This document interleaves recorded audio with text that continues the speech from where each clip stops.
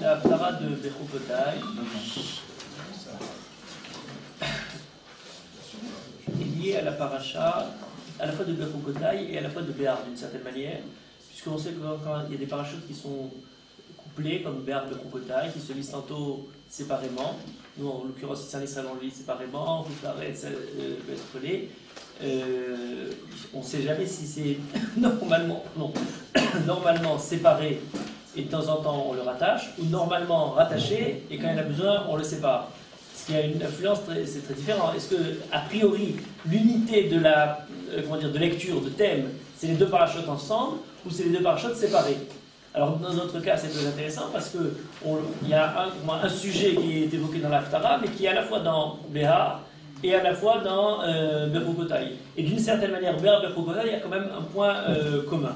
En tout cas, avant d'y arriver, on a quelque chose de simple, c'est qu'on nous dit, l'Haftara commence par la fin des temps où les Goïms reconnaissent toutes leurs erreurs, tout le mal qu'ils ont fait, et Elecha Goïm Yavou Me'arse Aretz, Ve'yomru Archeker Nachalu Avotenu.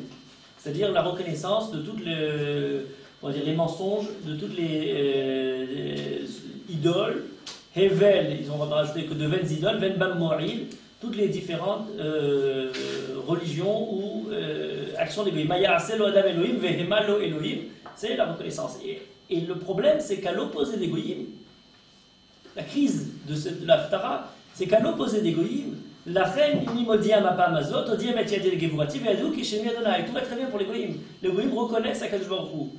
Pourtant, Khatat Yehuda Ketuva Bet Barzel Bet Sipuret Shamir, pour le Haram Israël, c'est beaucoup plus compliqué que ça. Pour le Haram Israël, on n'est pas, la reconnaissance de la faute d'Israël n'est pas aussi évidente, comme si même quand les Goïm reviennent, le peuple juif n'a pas encore assuré, il y a encore du travail. Et donc on nous dit Kizkor benehem izbechotehem vashirem al etzra'anan val gevarot gevot. Alors là il y a une première image très importante, c'est lorsqu'on nous dit vashirem al etzra'anan. Garde le souvenir de leurs autels près des arbres verdoyants. Retenez l'idée du etzra'anan qui est dans une idée péjorative puisque ce sont les arbres qui sont sujets de Avod Hazara, l'objet du culte. Les païens, les idolâtres faisaient le culte de ces différents arbres, mais vous allez voir que dans un instant, ça va prendre une autre dimension. Et on a dans le pasuk d'Alet, Ve shamatta ufra mina chalatecha asher natati lach ve avaticha et oyevera. Ba'aretz asher lo yadarta ki yesh kedarten be'api ador lam tukan. On nous parle du mot shemita. Et je disais tout à l'heure, Béhar, Bechukotai, c'est le même paracha. Béhar, c'est la paracha de la Shemitah, du Yovel, etc.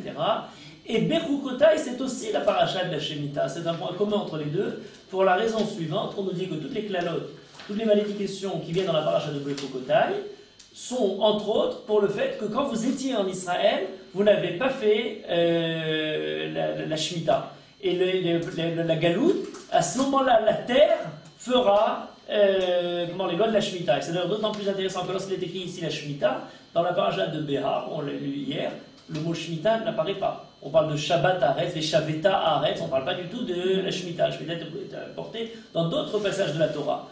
Alors que dans la paracha de Bechukotai, on nous parle justement du fait que le peuple, la terre sera complètement désertique. Boshama, elle sera Shemama, dans le sens de laissée totalement en désolation par le fait de ne l'avoir pas laissée en désolation pendant 7 ans. C'est très intéressant cette lecture parce que d'après cette suite de parachutes, la Shemitah, une fois tous les 7 ans, est semblable à la galoute. Alors est-ce que c'est la galoute qui reprend la Shemitah, puisque vous ne l'avez pas fait de vous-même, vous la ferez par l'exil?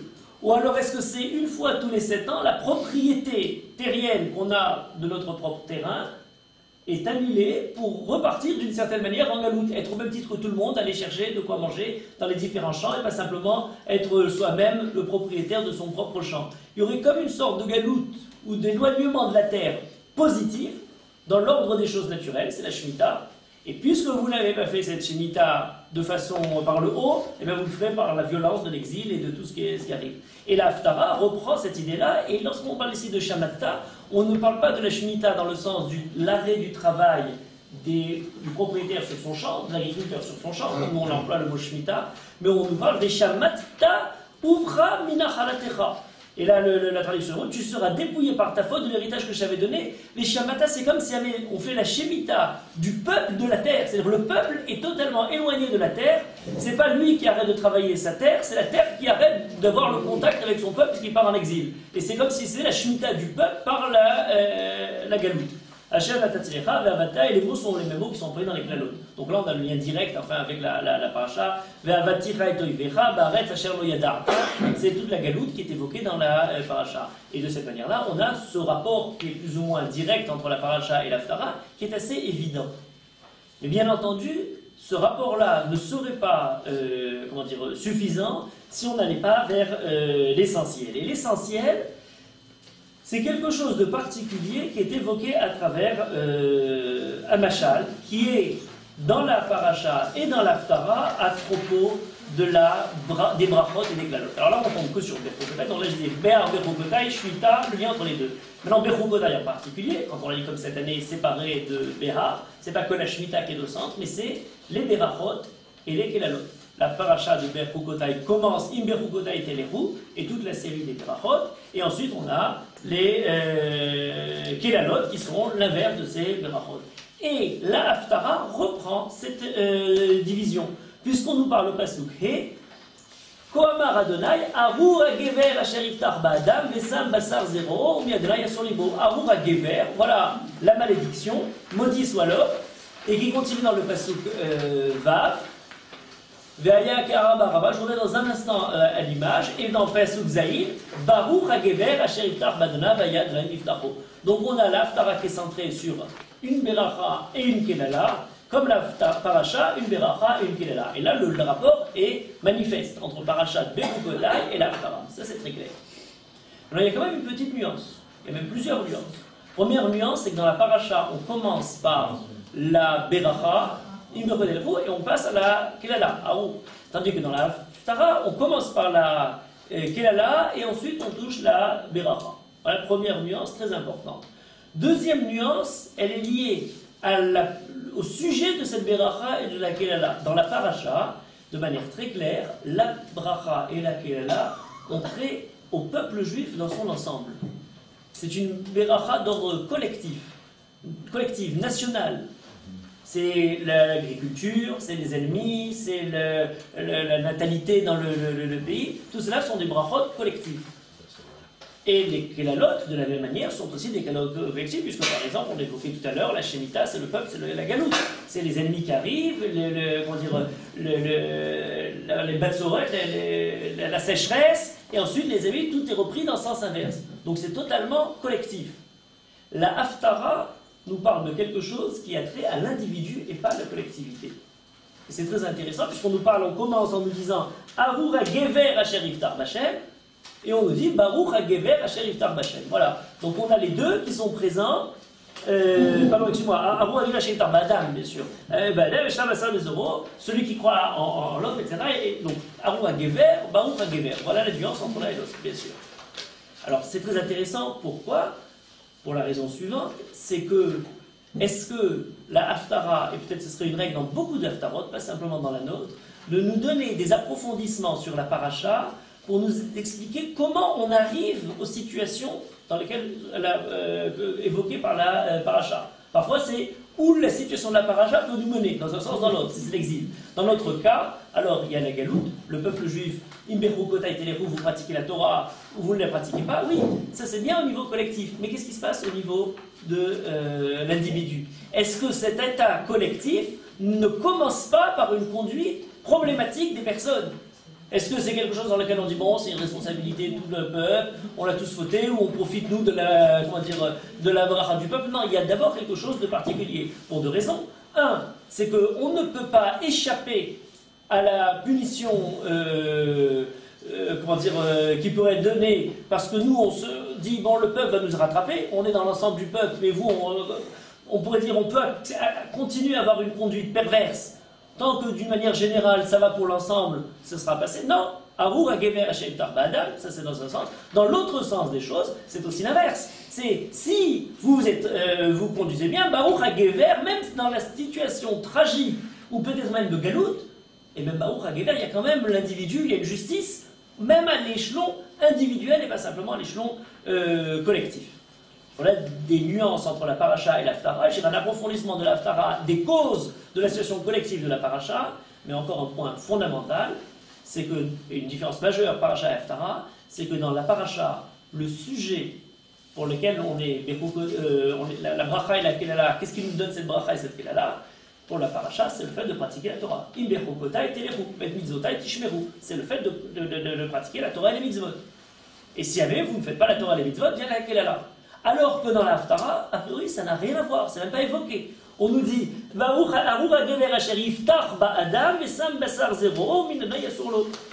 qui met sa confiance, le problème, c'est le problème de bitachon. Et Baruch hagever asher iftach b'Hashem, celui qui a le bitachon d'Hashem. C'est une question très intéressante parce qu'elle va exiger de comprendre que signifie le bitachon. Qu'est-ce que ça veut dire d'avoir confiance en Akadosh Baruch Hu? Est-ce que c'est une question d'assurance? On dit bon, tout ira pour le mieux, une sorte de manière naïve de croire que tout se produira bien. Oui, mais le malheur est là. N'oubliez pas, on est la suite du début du Pérec dans lequel les Goïms ont compris, le peuple juif n'a pas encore compris. Donc ça ne va pas tellement mieux. Il y a quand même quelqu'un qui est barouf. Qu'est-ce que c'est que ce bitachon? Remarquez qu'il est possible d'avoir le bitachon et la pratique des mitzvot en désaccord l'un avec l'autre. C'est-à-dire, il est possible d'entrevoir des personnes qui peuvent pratiquer Bechokotai Teleru, Bet Mitzvotai Tishmeru, mais qui le font de façon machinale, dans l'habitude, et au niveau de la qualité d'âme, de la qualité humaine de la conduite, eh bien, le bitachon est totalement absent. Ils réfléchissent aussi en fonction de raisonnements purement matériels. Donc, c'est pas du tout une nécessité. Si on a le Bechokotai Teleru, on a aussi le bitachon. Inversement, on peut rencontrer des gens qui sont peut-être pas, véritablement dans l'adéquation de la conduite de la Torah, mais qui ont gardé un fond de bitachon b'Hashem, de emuna, et qui font que malgré tout, ils ont quand même cette confiance dans la Kadosh Baruch Hu, même si jamais la pratique. Est-ce que l'un nécessairement entraîne l'autre? C'est pas du tout évident. Là, pour parler de l'individu, parle de la collectivité, mais aussi des rapports entre l'un et l'autre. Est-ce qu'on a, alors on pourrait dire qu'on peut avoir aussi bien pour l'un que pour l'autre une vision individuelle et une vision collective, à savoir, on a une pratique des mitzvot de chacun, bien sûr, mais on a aussi une pratique générale du peuple juif. Par exemple, lorsqu'elle est évoquée chez le Navi, vous faites l'idolâtrie de manière, publique. Vous pratiquez le culte du Molaire en plein milieu d'Yerushalayim. Ça devient presque, c'est le roi, c'est le pouvoir qui met en avant l'idolâtrie. Donc c'est quelque chose de collectif, pas simplement d'individuel. Et inversement, on peut avoir aussi une réflexion du bitachon, pas simplement à l'échelle personnelle, à savoir dans ma propre vie qu'est-ce qui va arriver, etc. Mais c'est aussi quelque chose de collectif. Est-ce que la politique, du pouvoir central est faire rentrer le bitachon? Non. Est-ce que c'est valable? Est-ce que ce serait quelque chose uniquement d'individuel ou ça doit avoir aussi touché la sphère collective? Voilà les questions qui sont posées quand on met l'Haftara et la paracha en rapport l'un vis-à-vis de l'autre, en ayant au centre le problème de la beracha et de la kelala, bitachon b'Hashem et Torah ou mitzvot. Est-ce que ça ne voudrait pas dire que les mitzvot au plan collectif seraient plus importantes qu'au plan individuel, puisque là, c'est des mitzvot qu'on parle, et qu'au plan individuel, on parle que du bitachon? Alors, c'est très juste. Alors là, on commence à rentrer dans je ne fais que poser la question pour l'instant, en essayant de poser ce que ça peut être là où ça veut. Là, effectivement, une voie de lecture pourra nous dire le bitachon est la qualité morale de l'individu, mais quand cette qualité morale se révèle extérieurement, se pratique extérieurement, et donc nécessairement devient quelque chose qui dépasse sa propre personne, c'est pas simplement sa mitzvah, mais ça devient quelque chose de collectif. Et donc là, on a le Bechokotai Teleru par rapport à l'autre. Mais je disais, c'est pas nécessaire de le lire comme ça, on pourrait aussi évoquer le bitachon dans le côté collectif, et la mitzvah aussi dans le côté individuel. C'est vrai que c'est plus complexe que ça. On peut envisager les différentes réponses à cette question. En ce qui concerne notre Haftara, il y a un fil directeur très important qui nous est donné, c'est le machal qui est évoqué pour parler de ces deux choses-là. Et ça, ce machal, c'est ce qui va nous permettre d'approfondir la réponse ou la réflexion sur cette question. Le pasuk nous dit Donc au Passouk 5, quand on commence la Kelala, Koamar Adonai, Arur Agever Asherif Tach Ba'adam, celui qui met son bitachon Ba'adam, Vesam Bassar Zero, et donc il donne sa force à, à l'homme, à la force humaine, Umin Adonai Yasur Libo, Veaya, et il sera Ke'arar Ba'arava, Velo Yire Kiyavoto, Veshachan Charerim Bamidbar, Eretz Melecha Velo Teshev. Alors c'est très intéressant ce machal, vous allez voir les différentes nuances du machal. Là il est traduit, Ke'arar Ba'arava, alors ils disent la bruyère dans les langues. Oui, le mot ar vient de l'idée de quelque chose qui est hariri, c'est très important, c'est-à-dire quelque chose qui ne fait pas de fruits. Donc c'est quelque chose de stérile. Là, ils ont dit la bruyère, c'est un buisson qui est dans le désert et qui ne produit rien. Alors là on a éliminé un problème, une beauté du passouk. Elle a été escamotée par cette version.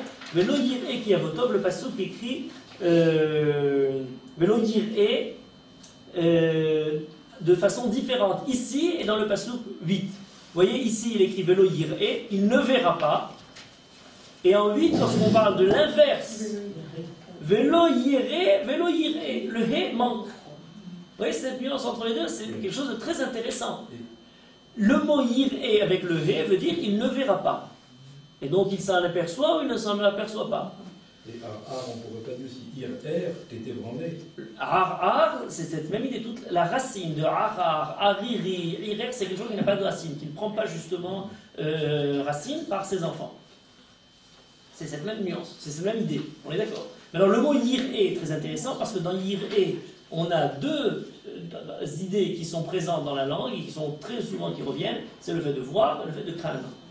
Et lorsqu'on parle de yir'e, de craindre quelque chose, on a tout de suite l'inverse du bitachon. Le bitachon, j'ai bitachon, donc je ne crains pas de ce qu'il va y avoir. Alors on nous dit, velo yir'e ki avotov, il ne verra pas quand le bien vient.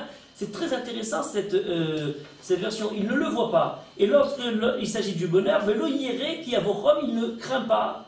Mais on le lit, velo yir'e, il ne le voit pas. Quel est le rapport entre les deux? L'arbre qui est au bord de l'eau, qui étend ses racines près d'une rivière, il ne verra pas la sécheresse. Il ne craint pas la sécheresse puisqu'il est alimenté. Ce n'est pas une question de voir. Donc il ne craint pas le mal puisqu'il a la certitude, la confiance que l'eau va l'alimenter. Mais à force de ne pas craindre le mal, eh ben le mal arrête d'avoir une certaine consistance et il ne le voit même plus. Et ça, c'est quelque chose de très intéressant qui nous donne déjà une idée fondamentale de l'idée du bitachon. L'idée du bitachon, ce n'est pas une vision un peu niaise de tout va bien se passer, c'est un moment dans lequel, à force de ne pas donner consistance à la crainte de ce qui va se produire, l'ohirara, et bien du coup, on lui enlève sa force profonde. D'une certaine manière, la grande force du mal n'est pas simplement le moment dans lequel il déferle, mais tout ce qu'il crée comme attente de ce mal qui va déferler et qui crée en moi toute la douleur, toute l'appréhension, toute l'horreur du mal imaginé avant d'être le mal qui se révèle. Et bien donc, celui qui est Moter Bachem, eh bien lui, l'oyiré qui a vos il ne craint pas la chaleur, et l'oyiré, donc naturellement, il ne la voit même pas. L'état de sécheresse sera pour lui un état dans lequel il reste encore abreuvé, puisqu'il a l'eau qui est derrière lui.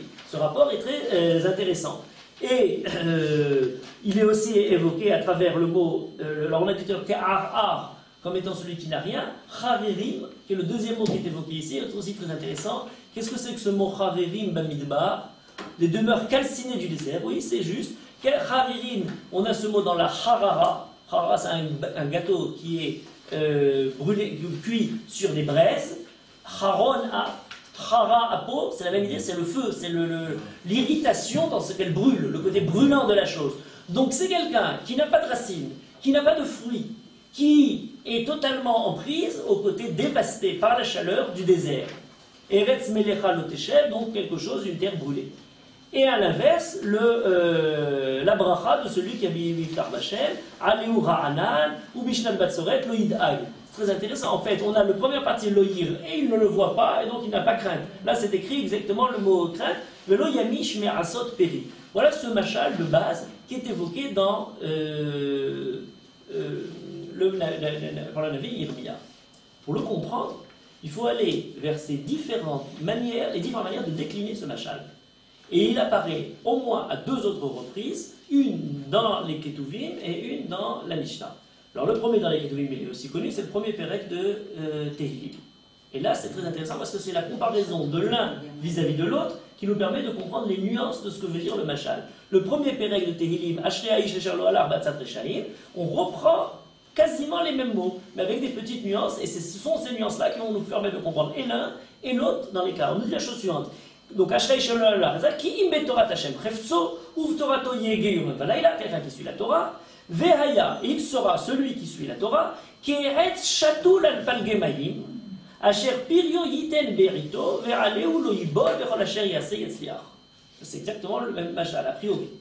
On nous dit Keretz Shatul al Palgemaim, un arbre planté sur le bord d'un cours d'eau, des cours d'eau d'ailleurs au pluriel, vous allez voir c'est très important, Asher Pirio Yiten Berito, qui donne son fruit au bon moment, vers aller où le hibol, sa feuille ne se fane pas, vers la shayase yatzliar. Il y a quand même une petite nuance. Si vous comparez dans la précision l'un avec l'autre, dans le machal de Yirmiyahu, on nous parle d'abord du Etz Shatul al-Palgemaim, l'arbre qui est planté vis-à-vis près du cours d'eau.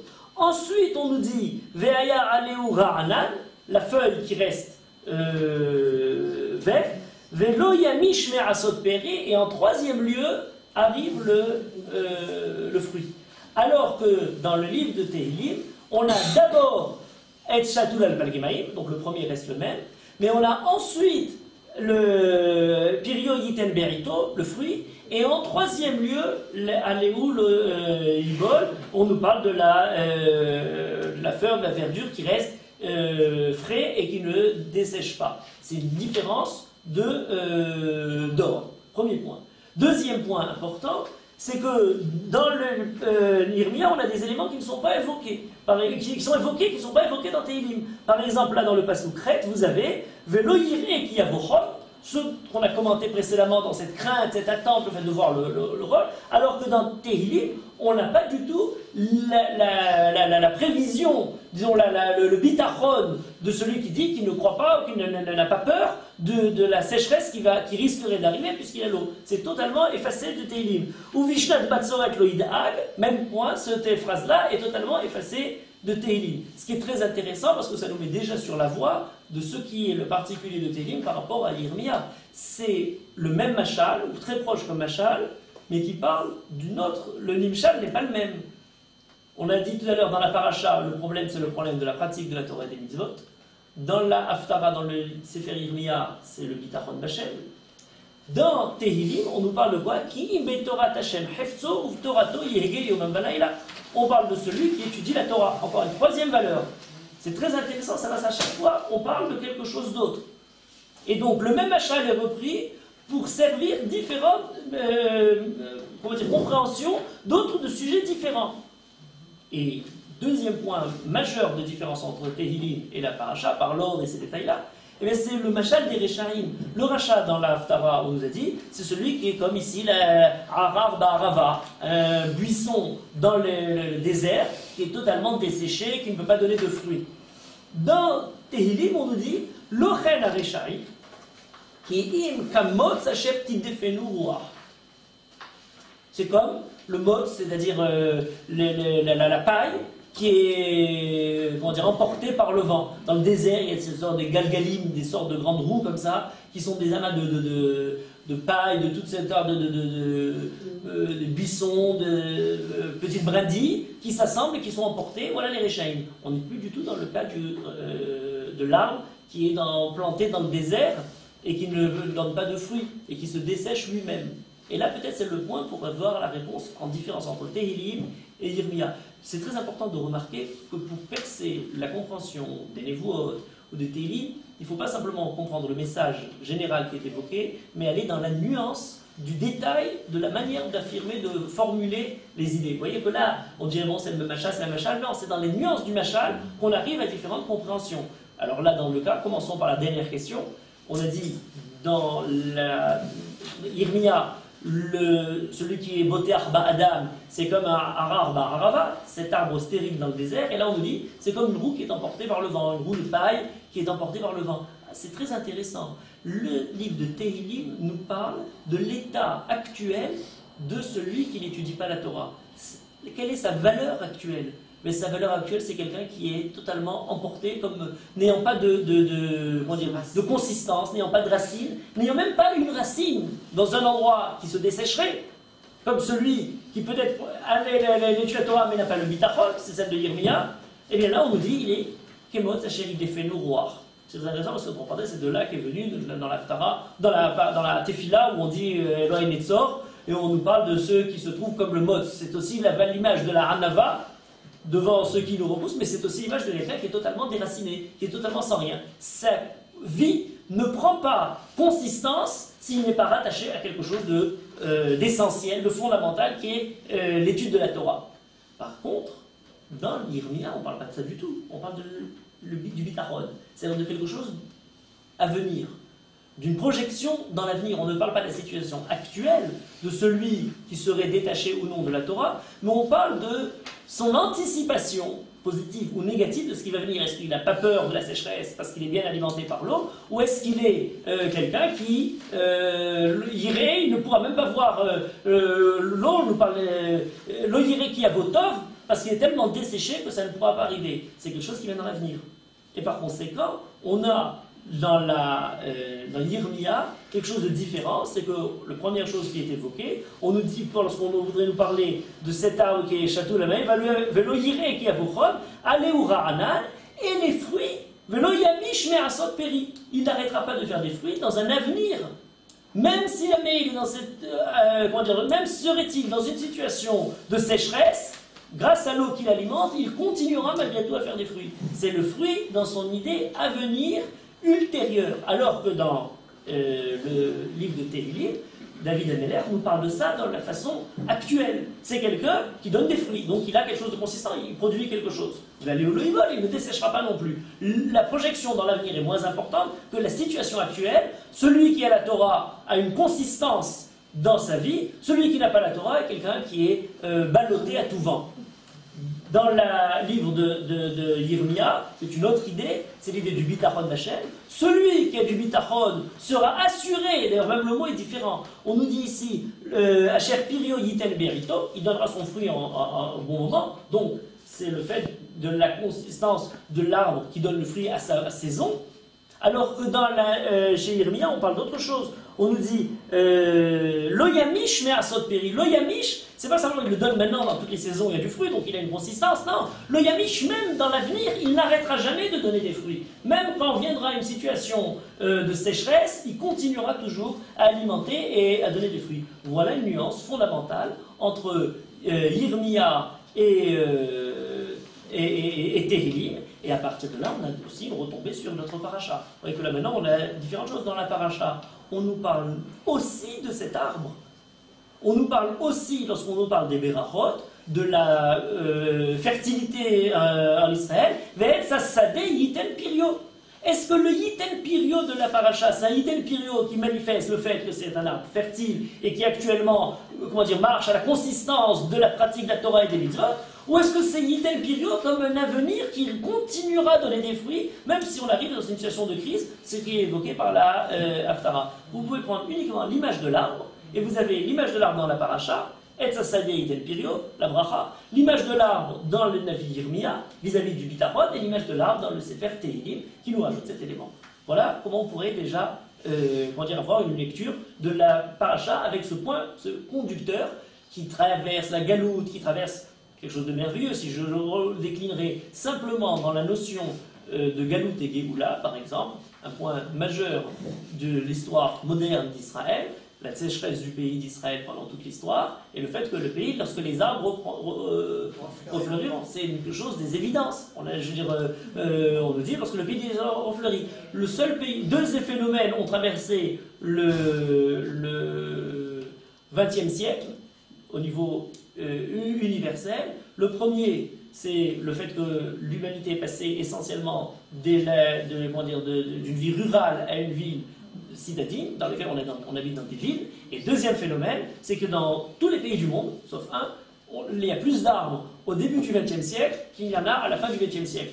Il y a un seul endroit dans lequel les éléments ont changé, ce sont des gens qui habitaient dans des villes et qui sont venus habiter dans la nature, et ce sont des gens dans lesquels leur pays a plus d'arbres à la fin du XXe siècle qu'au début du XXe siècle. Seul pays au monde, c'est un record israélien. En tout cas, voilà l'arbre qui prend une dimension aussi toute simple de rapport, de manifester à travers lui les processus plus profonds, Galout Géoula, et à travers ces processus Galout Géoula, les qualités morales intérieures du peuple juif. On pourrait dire, voilà, on a Parasha, Haftara et Ketuvim. Mais il y a encore une autre déclinaison de cette même image qui se trouve dans la Mishnah des Pirkei Avot et qui a été lue dans le Perek Gimel. Alors certains disent le Perek Gimel, le Perek Dalet, on est avec cette année un peu à cheval parce qu'il y avait 7 semaines, il y en a qui ont commencé tout de suite, il y en a qui n'ont pas commencé tout de suite. En tout cas, bon, pour ceux qui sont sur le Perek Gimel hier, alors on a à la fin du Perek Gimel une Mishnah très intéressante qui dit la chose suivante. On nous parle de Rabbi, c'est toujours Rabbi Elazar ben Azaria qui est dans la fin du Perek Shlishi et qui nous dit la chose suivante. Ouaya Omer, Kol shechochmato meruba mimarasav lemahu domé, le ilan sheranafav merubim vesharashav mu'atim. Alors, encore une fois, on est dans la précision. Le sujet qui est traité maintenant, c'est plus la pratique de la Torah et des mitzvot. C'est pas le bitachon, c'est tellement passionnant de se rendre compte qu'on utilise le même machal et à chaque fois, c'est un autre aspect du problème qui est évoqué. C'est pas la Bechukota et Telechou, c'est pas le bitachon, Agever Asher Yiftar B'Hashem et Yiftar Yiftar B'Adam, c'est pas Betorat Hashem Chefzo, Teilim, c'est quelque chose d'autre. C'est le rapport entre l'étude et le marasé. Chez Chochmato, la Chochma, Meruba Mimarasav, les Maoudomé, les Ilan, chez Anafav, Merubin, Vesharashav, Mouratin. Alors on a toujours l'arbre comme image. Alors vous allez dire, bon, mais c'est quand même pour ramener cet arbre-là. C'est pas moi qui le ramène. Le Tana lui-même, quand il voudrait démontrer cette idée, utilise le passouk de Yirmia. Donc c'est l'interprétation officielle. C'est pas une élaboration. Ve'aruach ba'a ve'okarto. En français, c'est quoi que les... Alors donc, tout celui qui a la Chochma Meruba Mimarasav, plus de connaissances que d'action, très important, on va y arriver dans un instant. Les Maoudomé, à quoi il ressemble-t-il? À un arbre qui a plus de feuillage que de racines. Shorashav Merubin, il a beaucoup de feuillage. Anafav Merubin, Vesharashav, mais c'est racines, Mouratin. Et donc, qu'est-ce qui va se passer pour un arbre pareil? Aruach Ba'a, Ve'okarto, le vent va le déraciner, Ve'ofarto Alpanav, il va tomber. C'est pas exactement la même image. A priori, on ne parle pas ici de l'arbre qui est dans le désert ou de l'arbre qui est à côté d'une source d'eau. Et bien, pour justifier cette image, que fait le Tana? Chez Neymar, Veaya, Ke'arar, Ba'arava, Velo Yire, Ke'avoto, Ve'shacham, Chavrim, Amidbar, Res, Melecha, Velo Teshem. C'est le passouk de Yirmiyahu. Donc, le passouk de Yirmiyahu qu'on a vu tout à l'heure, de l'arbre, du buisson qui est dans le désert, qui ne donne rien, devient maintenant plus un buisson simplement dans le désert, mais un rapport entre les racines et le feuillage. Et celui qui a plus de chokhma que de maasim, il a beaucoup de feuillage, mais il n'a pas beaucoup d'action. C'est pas quelque chose qui est trivial, ce rapport entre les racines. Bien entendu, c'est vrai. Les racines, c'est la chokhma, et en fonction de la chokhma, il fait les fruits. Les fruits, c'est les actions, a priori, et pas l'inverse. Donc ça, c'est un gros problème. Et alors, je finis la Mishnah dans l'autre sens. Donc ça, c'est celui qui a plus de chokhma que de maasim, et le passouk de Yirmia avale. Mais, comme chez Marasav, Merubin, mais Chokhmato, celui qui a plus d'action que de Chokhma, ce qui est un problème très intéressant, comment il peut avoir plus de Maasim que de Chokhma? On dit, comment faire des actions s'il n'a pas de la Chokhma? Très étonnant. En tout cas, on nous dit la chose suivante, celui qui a plus de Maasim, chez Marasav, Merubin, Chokhmato, les Maoudomé, à quoi ressemble-t-il? Les Ilan, chez Anafar, Mouratim, peu de feuillage, Vesharashav, Merubin. Et il a des racines très peu de feuillage, c'est pas tout à fait ce qu'il faut quand on est dans le désert. On aimerait avoir a priori plus de feuillage, mais il ne peut pas. Chez Afilou, même si tous les vents du monde se mettent à souffler, El Mezizin Otobinkumo qui reste solide. Chez Nehemar, et le passouk qui était évoqué, celui de Yirmia. Donc cette Mishnah, c'est, je dirais, l'interprétation officielle de la névoie de Yirmia. Il aurait plutôt aussi bien le Tana employé le passouk de Tehillim. Il n'a pas utilisé celui de Tehillim, mais celui de Yirmia, pour nous donner cette façon. Alors, c'est quelque chose de surprenant. On a dit, c'est pas le même sujet. On parle ici du rapport entre la Chokhma et les Maasim, la connaissance et l'action. Et on a la réutilisation du machal de l'Irmila. Chorma, c'est connaissance. Chorma, la sagesse, la connaissance. La sagesse. Ah, oui, qu'est-ce que vous voulez traduire autrement? Non, non, moi je pensais que c'était sagesse. Mais sagesse et connaissance, c'est la même chose. Mais c'est au-dessus de l'intelligence. Bon, là, on va dans... C'est grave. Non, non, je veux dire, on va... Quelle que soit la traduction ou la nuance que vous déclinerez pour la chorma, Ouais. qu'elle soit sagesse, qu'elle soit intelligence, qu'elle soit connaissance, qu'elle soit toutes ces choses, etc., le problème reste plus ou moins posé de la même manière, d'accord? Si on ne peut pas après raffiner dans le sens de cette chorma. Mais au niveau du rapport entre la chorma et les marasim, eh bien c'est en fonction de ce que, comment dire, de la connaissance, de la sagesse, de l'intelligence, que l'homme se met à se conduire. Donc a priori, la connaissance, la chorma est en amont et les actions sont en aval, et pas l'inverse. Or là, on nous met la chorma comme un résultat et les marasim comme quelque chose qui précède. C'est tellement problématique, donc c'est la question fondamentale du machal par rapport à l'idée qui est évoquée. Qu'on a différentes réponses. Par exemple, une réponse de Rabbi Chaim de Vologine dans son commentaire sur le Pirkei Avot, oui. Non, on dit rien assez bénishma. J'y arrive, bien entendu. J'y arrive. Oui, Alors, première interprétation qui est évoquée là-dessus, c'est on nous dit qu'il s'agit des deux aspects dans l'étude de la Torah. Très intéressant, c'est une manière de réduire pour pouvoir résoudre le problème. On nous dit il s'agit de deux aspects. L'un, c'est les marasim, c'est pas les actions, les mitzvot ou la conduite extérieure, c'est le travail, le labeur de la Torah par rapport à la connaissance de la Torah, par rapport au résultat de la Torah. Et là, on a quelque chose d'intéressant. Le plus important, c'est le travail de la Torah, indépendamment du résultat. Si quelqu'un, alors bien entendu, le travail est en amont, et ensuite on a la compréhension d'un texte. On travaille, on étudie, on est sur le labeur de la réflexion, de l'étude, et ensuite on a nos conclusions.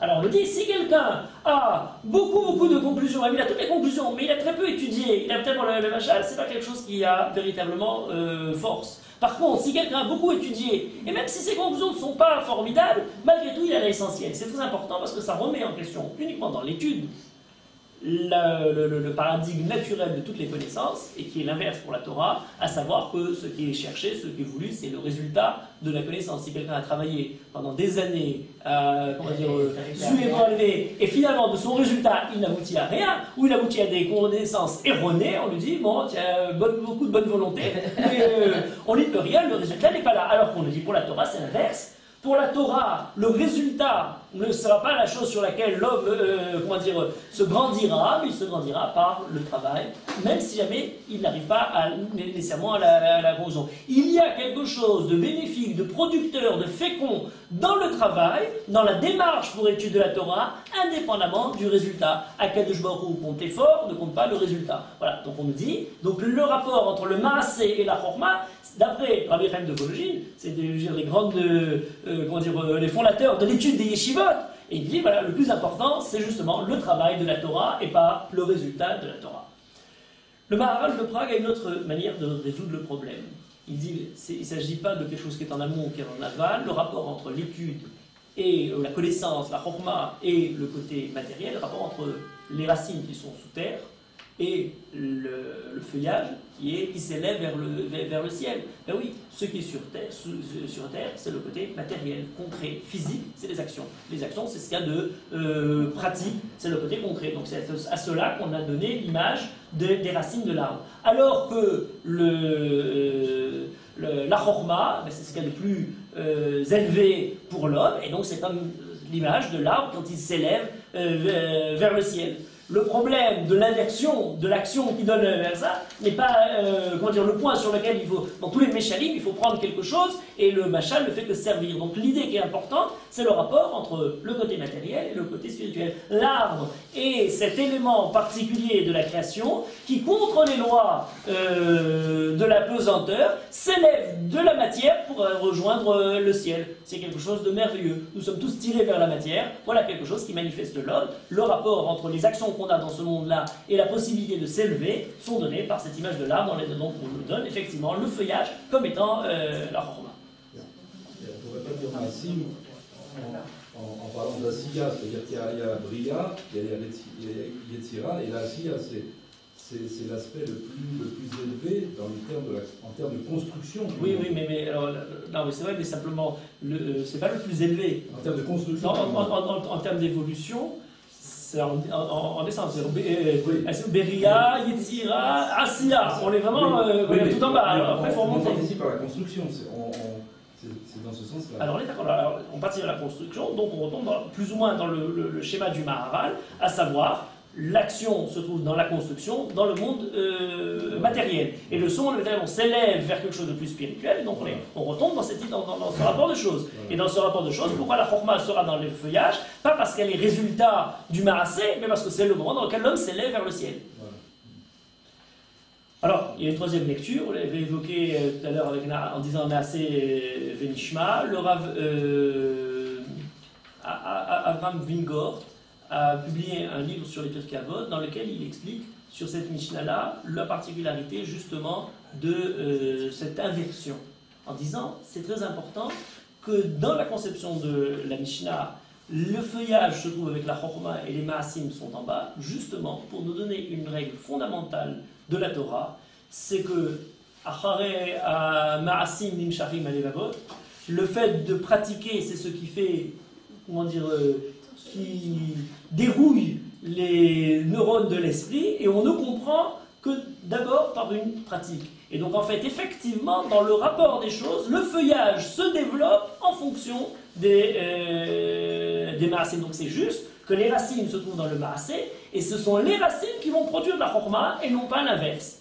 Donc c'est aussi une inversion, et donc effectivement, Naasé, Venishma, c'est très important de dire ça, parce que parfois certains ont l'impression de dire Naasé, Venishma, comme si il faut faire, et on ne veut pas comprendre. C'est pas, le but, c'est de faire sans comprendre, de faire de manière... non, Naasé, Venishma, nous ferons pour comprendre. Nous n'essayons pas de comprendre pour faire, suivant ce qu'on a compris, on va pratiquer. C'est par le fait de pratiquer qu'on pourra effectivement comprendre ce qu'on n'a pas compris. Mais le but est aussi de comprendre. C'est pas de devenir des gens idiots. Le but de la Kachou, c'est de former. Baruishma ha'am bedaberimar. Que le peuple écoute dans le sens comprenne. On n'était pas Avdé Paro et on veut devenir maintenant Avdé Akadosh Baruch Hu. Bon, on l'a changé de tyran, mais on reste toujours totalement comment dire, asservi par une autre pratique. Bon, chacun a ses différentes manies, on est prêt à les accepter. Non, il y a dans la Torah la volonté pour Akadosh Baruch Hu de former un peuple qui va finalement écouter, c'est-à-dire avoir quelque chose, Shema Israël. Mais la différence la manière d'approcher quelque chose par l'intellect simplement, on nous dit pour comprendre, il faut faire quelque chose. C'est par l'action, c'est par le corps, c'est par le côté physique qu'il y a quelque chose qui... c'est d'autant plus important, je dirais, et particulièrement, je dirais, de façon moderne, dans un monde qui a d'autant plus quitté la conduite, le rapport avec le monde physique, concret. Hein, je disais tout à l'heure, par exemple, le rapport on passe aux villes, on s'éloigne de la nature, on s'éloigne du monde, on s'éloigne du travail, du labeur humain, on connaît presque quasiment plus de tous les métiers qui étaient des métiers, manuels, et on devient des métiers de l'intellect, des métiers de l'esprit. La Torah ne voit pas ça comme une progression. La Torah ne voit pas ça comme un but. Elle nous dit au contraire, la Torah se pratique dans la pratique des mitzvot. Les chachamim, pour comprendre la Torah, étaient des gens qui travaillaient dans le monde, qui travaillaient, enfin tous les chachamim qui avaient un métier. C'est par le fait d'avoir une connaissance physique presque du monde qu'ils avaient aussi une possibilité de comprendre le monde. Et c'est quelque chose qui, je dirais, qui blesse dans beaucoup de grands penseurs, qui sont des grands penseurs particulièrement modernes, qui ont arrêté d'être des penseurs du monde en vivant dans le monde, et qui se sont séparés pour le comprendre. Je parle d'une manière universelle, pas simplement au niveau juif. Donc la Torah s'y oppose de manière majeure. Mais il semble qu'il y a encore une possibilité de comprendre, je dirais, en suivant cette idée-là, quelque chose de fondamental pour comprendre le rapport qu'on a entre ces racines et la chorma qui arrive je ne dirais pas en fin de course, mais en résultat de la chose. D'abord, un point important, n'oubliez pas qu'il y a encore un autre machal. Alors là, je ne l'ai pas évoqué parce que ce n'est pas exactement le même. On nous dit Leolam Adam Rach Kane Vali Kaché Kaerez. Il faut être, alors c'est le chêne et le roseau, de là qu'on parle, c'est clairement repris par La Fontaine. On a les échelons de la transmission de ce choses-là, parce que c'est Rabbeinu Berachia Anagdan qui au XIe siècle a fait totalement toute la fable du chat et du roseau. C'est là on le retrouvait chez Ésope, bon là chez les Chachamim, où on nous donne cette image-là. C'est très intéressant. Qui a le plus de racines et qui a le plus de feuillage? Alors, bien entendu, le cèdre du Liban, le siman de la magnificence, par son feuillage. Mais il manque les racines. Il manque ceux qui risqueraient d'être déracinés. Ce n'est pas tellement exact. En tout cas, par rapport au roseau, qui, lui, justement, a cette possibilité d'être dynamique, d'être flexible, de ne pas être totalement comme ça. Est-ce que c'est ça, celui qui a les anafim chez Nam et Roubim? Il a les maracines plus que les anafim, il a surtout une dimension très importante, c'est la ranava. Et ça, c'est un élément qu'il faut remettre dans notre sujet. La ranava, c'est de dire justement la modestie, de ne pas présenter extérieurement tout ce qui se trouve sous terre. Et là, ça nous permet d'évoluer et d'avancer, de manière très intéressante, le rapport qu'il y a entre ce qui est visible et ceux qui se trouvent beaucoup plus profondément. Alors pour l'évoquer, un point, alors j'ai lu un texte très intéressant d'un écrivain français actuel qui écrit la chose suivante: je n'aime pas le mot racine, et l'image encore moins. Les racines s'enfouissent dans le sol, se contorsionnent dans la boue, s'épanouissent dans les ténèbres. Elles retiennent l'arbre captif dès la naissance et le nourrissent au prix d'un chantage. Tu te libères, tu meurs. Les arbres doivent se résigner, ils ont besoin de leurs racines. Les hommes, pas. Nous respirons la lumière, nous convoitons le ciel, et quand nous nous enfonçons dans la terre, c'est pour pourrir. Très intéressant. Voilà une position vis-à-vis des racines et de quelqu'un totalement détaché de ses racines, qui a réellement coupé toute attache à son origine. Et il met en avant la défaite de l'arbre vis-à-vis des racines. On est totalement dans l'antithèse. Si on cherche comme ça, ben, il reste enfoui dans ses propres racines. Non, c'est pas un juif. Alors, donc, c'est très intéressant parce que c'est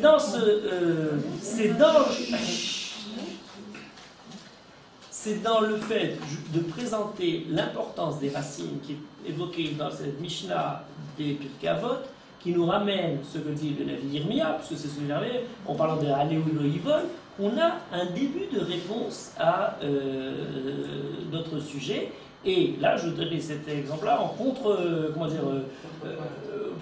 pour présenter ce que dit, bien entendu, la Mishnah, qui est l'antithèse absolue de ce passage-là. Alors, pour le développer, un point. On nous dit, ça peut être chez David Améler, mais c'est, voilà partout, on nous dit la chose suivante. Alors, chez Yirmia, pardon. Dans notre texte, on nous dit, dans le pasuk Chet, Ve'ayaket shatul al-mayim, ve'ayuval yeshalach sharashav. Vous voyez ce pasuk-là? Qu'est-ce que veut dire ce Ve'ayuval yeshalach sharashav? Pourquoi cette dualité de mayim et yeshalach sharashav? Ici, ils l'ont traduit. Il étend au bord de l'eau et ses racines près d'une rivière. Donc, l'eau et une rivière, c'est un peu la même chose qui est répétée. Alors, il y a différentes explications à cette chose-là. Là, qui nous dit, par exemple, Midrash Shemuel, il nous dit, pour expliquer ce Ket Shatul Al-Mayim, Talmud Natan, Radak, disent, c'est Marianne chez le Mayim, c'est la source. Ve'al Yuval Yeshalar Sharashav, c'est les différents ruisseaux qui sont là, qui se développent. C'est très intéressant. Il y a une unité au départ, et il y a une ramification qui se produit. Retenez, cette idée, elle est très intéressante.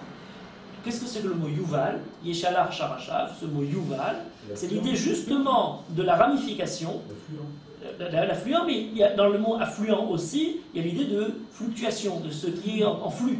Et donc, l'idée de Yaval, on a d'ailleurs Yaval, Yuval, Tuval, les fils de Lémer, dans lequel Yaval, c'est celui qui fait le transport des marchandises.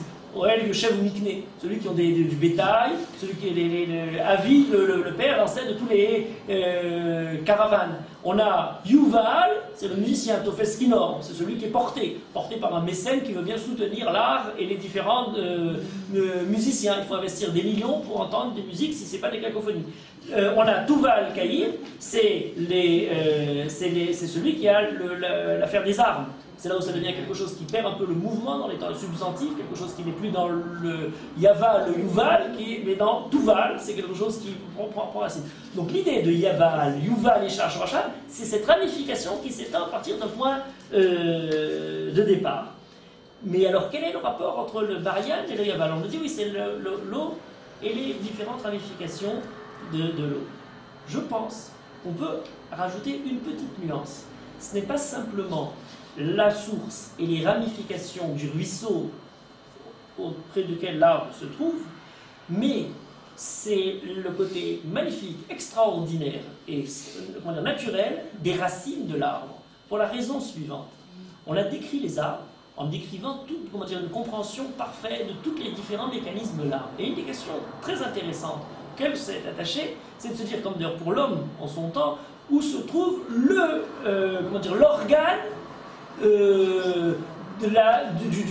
qui dirige l'ensemble de cet organisme. Est-ce qu'il se trouve dans le cœur? Est-ce qu'il se trouve dans l'esprit? Où est l'organe de décision, de prise de position, d'organisation de tout cet organisme? Alors, est-ce qu'il se trouve dans l'arbre, dans le tronc, à l'intérieur, etc. On peut les chercher au bout des feuilles.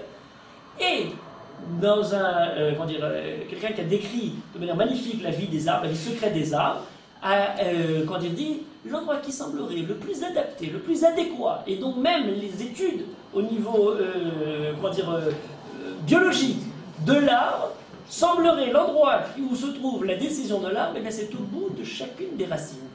Pour la raison suivante, c'est qu'au bout des racines, on a des terminaisons presque, on pourrait dire nerveuses si on parlait comme ça, mais en tout cas des sortes de neurones, équivalents neurones, qui sont capables de capter de l'information, de traiter cette information, de donner à partir de cette information des prises de position pour l'arbre et d'évoluer en fonction de l'information qui est trouvée. Un exemple, c'est par exemple le fait que l'arbre, les racines continuent à progresser sous l'arbre et elles sont capables de chercher et de trouver où se trouvent l'eau plus adéquate que l'eau se trouve. Donc, ou s'il y a un rocher, la racine observe l'obstacle et elle arrive à se détourner pour contourner l'obstacle, pour retrouver comme ça. Il y a quelque chose dans ce règne végétal qui est quelque chose presque un peu du vivant dans ce côté, bien entendu, il n'y a pas la conscience de la chose, mais il y a un phénomène analogue. Et donc la racine est loin d'être aussi banale, aussi perverse que veut le décrire ce texte, mais au contraire, c'est elle qui donne, par sa capacité à évoluer par rapport au monde. Alors on voit toujours le côté extérieur, on a l'impression qu'en plus on a la racine plus... les feuilles, effectivement, évoluent, nous donnent tout le feuillage par rapport au soleil. Non, c'est d'abord les racines qui permettent d'évoluer de façon souterraine. C'est la troisième ou la quatrième fois dans une aftarade qu'on voit le machage de l'arbre. Oui. Vous aviez parlé de la sève, vous aviez parlé de la lumière, vous avez... Ne vous inquiétez pas, il en reste encore beaucoup. Des feuilles mortes. On l'a traité que dans le troisième ou le quatrième chapitre sur le sujet, il y en a une vingtaine, trentaine, donc il y a encore de l'espoir, il y a encore de quoi parler. Non, mais ça nous montre simplement une chose importante, tout ça, c'est à quel point, encore une fois, la chorma des chachamim, alors là, ça se passe chorma dans le sens de sagesse, c'est pas simplement des connaissances, elle commence bien sûr par des connaissances de la nature, mais elle est totalement liée avec une observation du monde. Et c'est l'observation du monde qui nous permet de relier le monde avec les choses les plus élevées, les moments les plus... Je le dirais peut-être sur un autre... Non mais attendez, regardez, c'est intéressant. Pour les kabbalistes, donc on parle tout d'un coup dans la position la plus profonde, la plus, secrète et absolue de la Torah, qui semblerait être détachée de notre monde concret, puisque on parle de monde supérieur, donc on n'a pas de contact sensible. Oui, mais le machal, par excellence, pour parler des différents mondes, c'est le machal de l'arbre. C'est l'arbre et Tzachai. Alors, il y a différentes manières de présenter comment l'arbre et ça, où sont les racines, où sont pas les racines. Donc l'arbre reste, je veux dire, dans ce domaine est plus secret. Mais je voudrais rajouter un point important. L'arbre est l'image de l'homme. Alors on l'a comparé là, la vie qui se reste, très classique. Oui, mais quelle est dans la vie de l'homme l'arbre? En quoi l'arbre est à l'image de l'homme? Or, est-ce qu'il s'agirait de l'arbre, de sa ramification après avoir vécu, et en regardant en arrière, et en voyant sa vie, quelles sont les différentes ramifications qui ont été empruntées, puisqu'il y avait des différents carrefours, hein, des embranchements, et à chaque embranchement, on a suivi telle ou telle position, mais finalement, sur l'ensemble de la ramification de l'arbre, comme quand on a un arbre généalogique, ben nous, on n'est que dans une certaine lignée. On arrive à dresser, suivre, jusqu'où on arrive pour soi. Alors peut-être c'est comme ça serait la vie, une fois qu'elle a déjà été vécue. Ou alors, il faudrait voir l'arbre avant de s'engager sur cette route-là, et dire l'arbre représente l'homme avec l'ensemble des embranchements possibles, même ceux que l'homme ne va pas suivre, représentent la définition de cette personne-là. C'est-à-dire, nous sommes pas simplement les choix que nous avons faits sur la route des différents embranchements, nous sommes l'ensemble des potentiels embranchements, même ceux que nous n'avons pas voulu suivre. Ils constituent dans leur ensemble les différentes qualités, capacités de l'homme. Vous voyez que là, on arrive à quelque chose de manifeste pour l'homme. Encore une fois, c'est pas pour rien que les Chachamim, et c'est plus que les Chachamim, que la Torah, ça c'est le machin de la Torah, parce qu'on dit ça savait. Donc là, c'est décrit de manière comme ça, et c'est très intéressant, parce qu'on le décrit comme étant Etzasadeh, et comme toutes les grandes profondeurs de la Torah, le Passouk dit exactement l'inverse. Qui a Adam et Etzasadeh, est-ce que l'homme serait comme l'arbre des champs? Pas du tout. Nous, on l'a lu sur la forme affirmative. L'homme n'est pas comme les champs. C'est une interrogative, la phrase en question. En fait, c'est l'arbre qui n'est pas comme l'homme. Oui, c'est absolument. Est-ce que l'arbre n'est pas comme l'homme des champs? Enfin, on l'a posé sous sa forme de l'homme pour l'arbre, pour expliquer quelque chose là. En tout cas, pour... Oui. Pour être tout à fait exact, il y a aussi une certaine intelligence au niveau du feuillage. Parce que les feuilles s'organisent exactement pour avoir le maximum d'ensoleillement, elles se tournent vers le soleil. Oui. Donc il y a aussi un autre niveau. Je suis d'accord, là je vous renvoie au chapitre précédent, c'était il y a quelques parachutes, ou quelques sur les feuilles mortes. Sur les feuilles mortes, etc. Absolument dans cette état-là. J'ai déjà traité les feuilles, donc il reste quand même le... Mais la prochaine fois, si vous voulez, il y a le troisième dans la reste pour une autre occasion. Mais on est tout à fait d'accord, c'est une merveille. Alors, je reprends quand même l'ordre des choses, puisque tout ça était un machal pour parler du bitachon, pour parler du bitachon. Et là, ça devient très intéressant. Est-ce que les racines qui donc progressent souterrainement en essayant d'éviter les différents obstacles ou de trouver les sources d'eau, les endroits plus fertiles, les minéraux, pour trouver tout ce qui peut être favorable pour l'arbre, ne sont pas une image merveilleuse du bitachon, justement. L'image du bitachon, c'est dans cet ensemble d'embranchements, dans cette ramification de l'arbre, la certitude qu'Akadosh Baruch Hu est là pour avoir justement dressé ce programme-là. Et je l'expliquerai d'une façon très importante en français, quand on dit le bitachon, il y a une mauvaise traduction et une bonne. Là, la mauvaise traduction, c'est ce qu'on parle de bitachon comme étant une assurance. Bitachon, c'est comme on l'a dit en bitouach aussi, bitachon, j'ai bitachon d'Hachem, donc je sais qu'Akadosh Baruch Hu va me faire que du bien. Oui, mais Akadosh Baruch Hu ne fait pas que du bien. C'est une idée de Emouna. C'est une foi confiante en Akadosh Baruch Hu. Mais cette confiance n'est pas nécessairement quelque chose qui donne l'assurance d'un résultat positif. Pas du tout. C'est une émouna, le mot bitachon et le mot émouna sont deux aspects de la foi. On devrait traduire comme étant la foi. Dans la foi, il y a une foi au niveau de la émouna qui est la foi des convictions, qui parle du fond de ce dont on croit. Et il y a une émouna dans le sens de bitachon, qui est une foi de la confiance qu'on a dans l'ordre de l'histoire menée par Akadosh Baruch Hu. Même quand cet ordre de l'histoire est décidé comme quelque chose qui, pour moi, n'est pas positif, on a le bitachon de se dire Akadosh Baruch Hu est celui qui dirige tout ça. Et le fait de savoir que Akadosh dirige tout ça est plus élevé que l'assurance du positif qui se déroule. Et ça, c'est très important. La connaissance de cet arbre-là devait être très intéressante. L'idée de ces racines qui peuvent progresser, qui peuvent continuer et qui peuvent réagir différemment s'il s'agit de quelqu'un qui a le bitachon b'Hashem ou qui n'a pas le bitachon b'Hashem, qui se trouverait comme dans un désert ou pas comme dans un désert, qui se trouverait, affaibli par la sécheresse ou qui n'a pas de quoi craindre ni voir même la sécheresse, et l'image justement de cette confiance qu'on a dans Akadosh Baruch Hu, dans ce qu'il va finalement choisir dans les différentes ramifications, celle qui est le mieux pour son programme. Elle peut être pour moi la plus défavorable. Et je vais très loin parce que c'est important de rappeler cet élément-là. On a dans les périodes les plus dures des gens qui ont écrit sur ça. Les plus durs, je dis dans les périodes les plus noires. Alors récemment à la Shoah, il y a un très beau texte de Emmanuel Levinas sur un très beau texte d'un écrivain qui s'appelait Tzvi Kolitz, et qui a écrit un livre qui s'appelle Yossel Rakover, Medaber im Elohim. Et Lévinas dessus écrit, c'est une histoire fictive d'un texte qu'on aurait retrouvé dans un ghetto, de quelqu'un qui sait le dénouement tragique d'extermination, et qui écrit malgré tout à Kadosh Baruch Hu, envers toi et contre toi, je continue à croire en toi. C'est quelque chose qui est repris d'une ancienne histoire, qui est historique, racontée par le Shevet Yehuda, Rabbi Shlomo Ibn Virga, suite à l'expulsion d'Espagne, où un père arrive, a perdu sa femme, a perdu ses enfants, etc., arrive sur une île, lorsqu'il enterre le dernier, il dit à Kadosh Baruch Hu, tu veux m'éprouver pour que j'arrête de faire le Kaddish, envers toi et contre toi, je continue à sanctifier ton nom.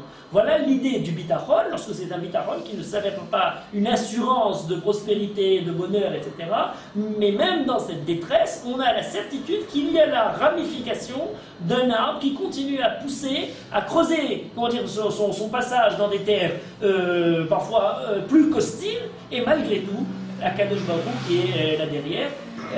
Lévinas écrivait son article, aimer la Torah plus que Dieu. Arriver dans un état où on est plus même que la manifestation positive de la Kadosh Baruch Hu, on a l'amour profond de l'esprit que la Kadosh Baruch Hu transmet à travers la Torah. Il nous reste un point, malgré tout, puisqu'on parle. Donc, si je comprends bien, comme les racines, le vrai bitachon serait dans l'invisibilité. Absolument. Et le bitachon qui essaye de comprendre, de déchiffrer, de donner l'explication aux différents événements, ce n'est déjà plus un véritable bitachon, mais quelque chose dans lequel on aurait presque, quelque chose d'indécent à comprendre les dessins d'Akadosh Baruch Hu. Le bitachon est la certitude d'être en permanence suivi par Akadosh Baruch Hu, de participer à cette évolution invisible de la Hashgacha d'Akadosh Baruch Hu, de la providence d'Akadosh Baruch Hu, dans le noir. Même lorsqu'on est dans le noir. Maintenant, comme vous avez évoqué tout à l'heure les feuilles, même quand elles sont avec le soleil, etc., il y a aussi, il y aurait un bitachon éclairé et un bitachon obscur.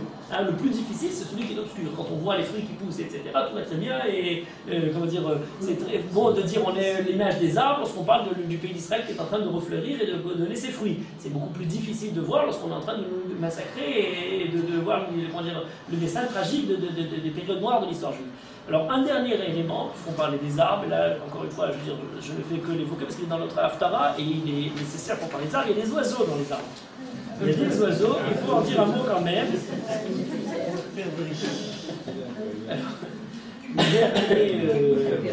C'est la référencière. Oui, maintenant ils ont traduit perdrix. Est-ce que c'est la perdrix? Est-ce que c'est exactement quel oiseau? On a la caractéristique de cet oiseau. Yudalef, Koré, Dagar, Vélo Yalad.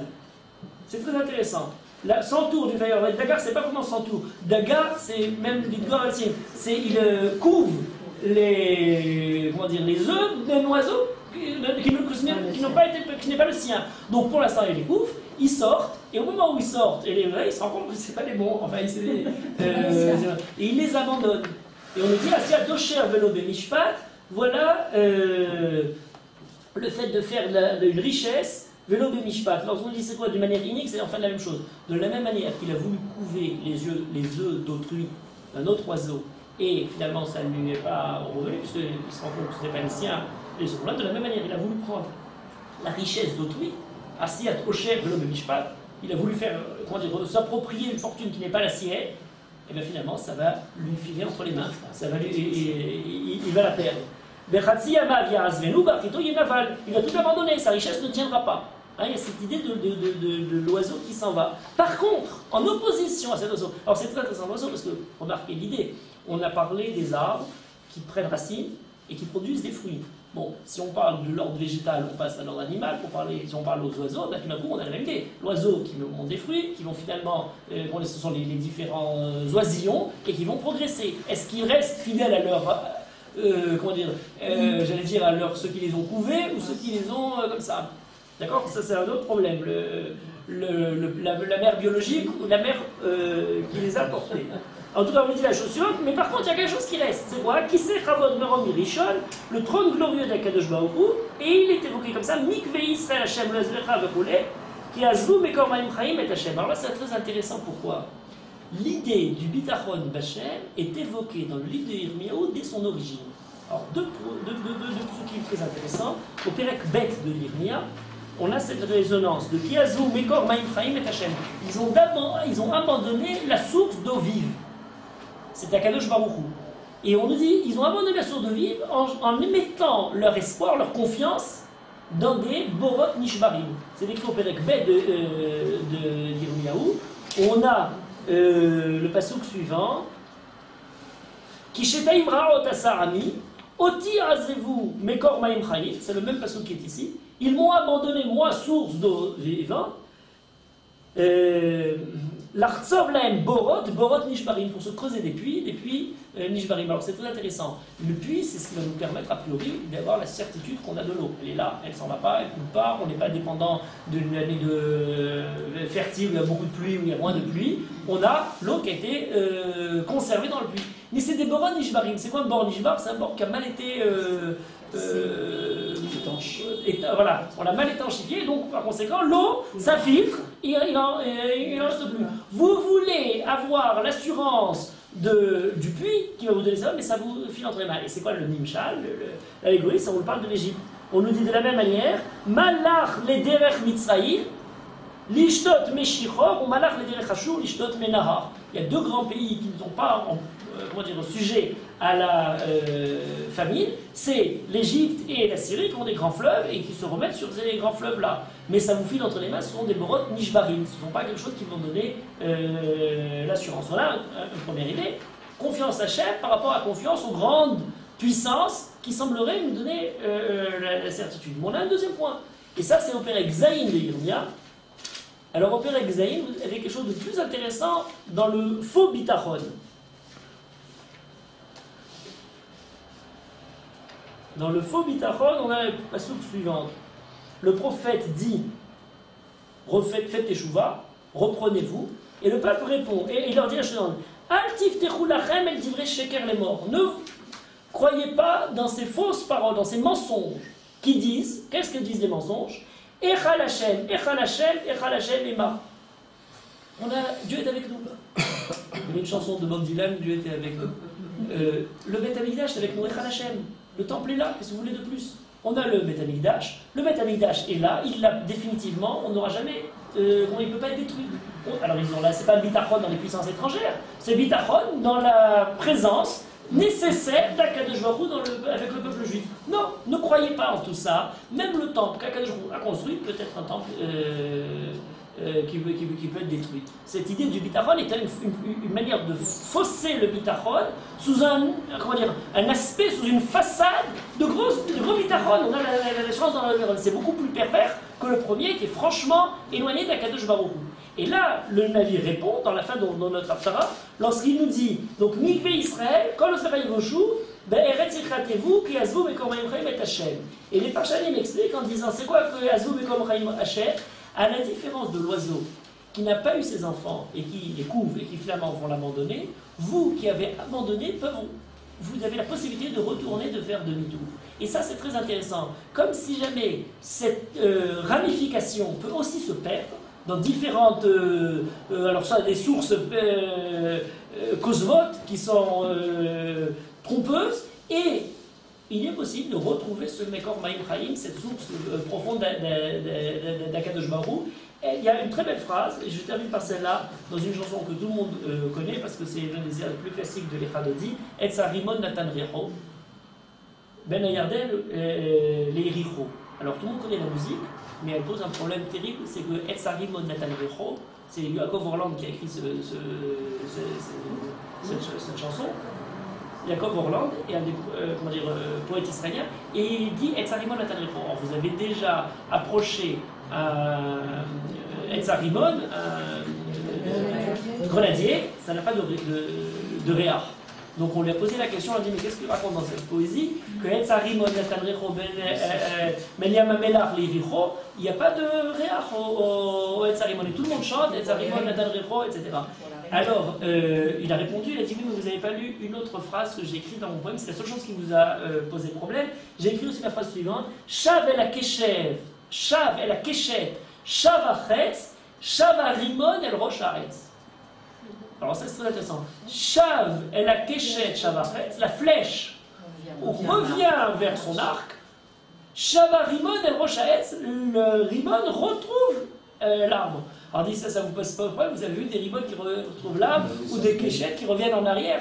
Alors dans un pays dans lequel on peut retrouver la Rimon, le Chetz qui a été lancé, peut retrouver l'arbre qu'il a relancé, la rimone qui a été perdue de cet arbre-là, donc on est toujours dans le machal de l'arbre, retrouve finalement la branche qu'il a dressée. Alors on aime tellement les racines que même quand on en a été détaché, comme l'autre croyait qu'il fallait les perdre, on les ramène vis-à-vis de l'arbre. De la même manière, le Hetz à rimone, le seul problème c'est qu'il ne donne pas de juréar. Lorsque les Hetz retournent vers leur arbre et les rimon se rattachent à la branche d'où elle vient, l'Hetz à rimon, Natal Recho, le grenadier lui aussi peut donner une bonne odeur.